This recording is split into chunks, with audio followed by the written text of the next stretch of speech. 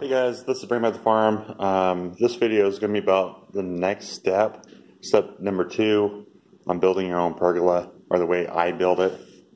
I never built one before, so I'm just kind of going with the motion here and trying to figure it out on my own too. Okay, so these are the posts. These are my 8x8 posts. I've cut them down,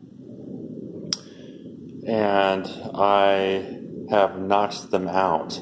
The way that I notched them out was, instead of using the router like I was before, I used my circular saw, and I just made a bunch of cuts in it, took a hammer to it, and that was actually much more simple than using the router. And then I still need to clean these up with a chisel. And what I mean by that is all of these little bumps here that are still here, these little grooves, I need to chisel this down, make it smooth and flat, so that it will receive my beam without any problems. So that's the next step, to do that, to make sure that all the beams are done. And then, let me see, oh, I did put a few up last night. Let me go show you what that looks like real fast.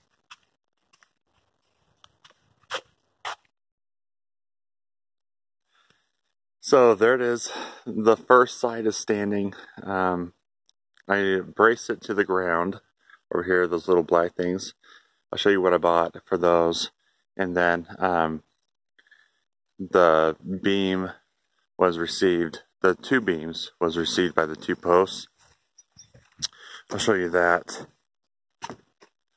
But this took us 3 guys to raise it up. See how I put that on there? Oh, maybe not. It's still kind of dark. Let me go on this side. See that? So I cut this in 2 inches here, 2 inches on both sides. So now there's still 3.5 inches in between. I'm going to put a 4x4x8 post in the middle of that to form my knee, coming down like this, and then I will timber screw it into the side of this post. And then there's a bolt from Ozco. All of my hardware is from Ozco. It's kind of expensive, but it's working really well. To give you an example, this is my post here, and these are the this is the ground attachment, so it doesn't sit on the concrete, and it is super sturdy. All you do is screw a couple screws in to this, and it's good to go, and it's snug and tight, everything like that. The package that I have for that was this right here. This is what I used.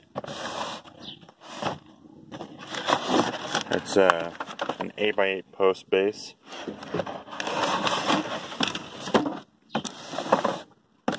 That's it. That's what I used. And let's see if I can get here. Let me shut this for a minute. Flip this around. See, that's how it fits. Just like that. That's exactly what I did. And then the screws just hug it all together and keeps it from moving. Like we were pushing on the post as we were trying to get the as we were trying to drive the drill into this section here going across. We were like pushing on it like really hard, and it still wasn't moving very much. So the product works fairly well for that. The way that I install these things right there is we put the board up first on both sides, we clamped it in, and then we took a big old drill bit and we drill the hole right through it. And you have to try to stay as level and as straight as you can. And that's without the metal the metal beam to post kit attached, and then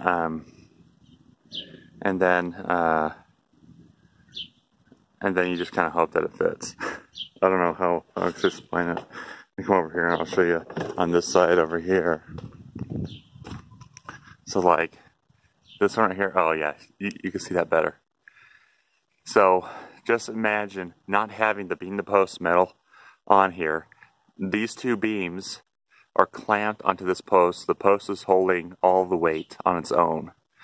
What we did is we put this metal piece up there, just like tuck it up with your hand, and then we marked the hole where the bolt had to go through, and that bolt is like rated to hold like 40,000 pounds or something crazy like that.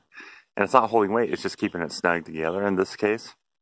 And we did the exact same thing on the other side after we measured it off of the sides of the beam or of the post.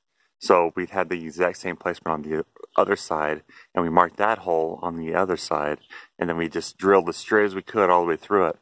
And then then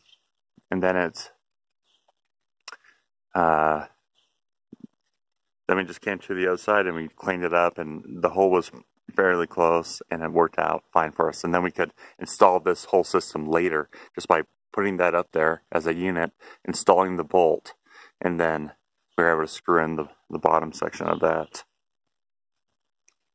So there's a few YouTube videos about how to do that. I don't have them up, but you can find them online. Anyways, so I got these things and got this whole section up, which was great. It's a huge project. 3 guys. Took us a couple hours just to get this up. Got to do that again tomorrow for the other side, and then I can start actually like finishing up the pergola. I still have to stain this section, but yeah, this is the next step. So this is what we did for the next step for the pergola build. You can see I still need to stain this side in there, right there. So I need to stain that, and then we'll be ready to go with the next section of posts and beams. But yeah, pretty happy with the way it's looking, the way it's turning out. I haven't quite decided whether or not I'm going to make these edges here kind of curved out, or if I'm just going to leave it square. But yeah, just one project at a time. The next section that I'll video, I don't know, I might, if you guys find it useful, I might video how we actually install these things right there, and also how we install those, and then you can see that. So maybe I'll make that my next video, and then I'll show you a few more steps after this, because I still have to put the rafter beams going across the pergola up here, and then the top ones that go across this way on top of those, and those are just going to be 2x4s. So this is going to be a pretty heavy pergola, but this is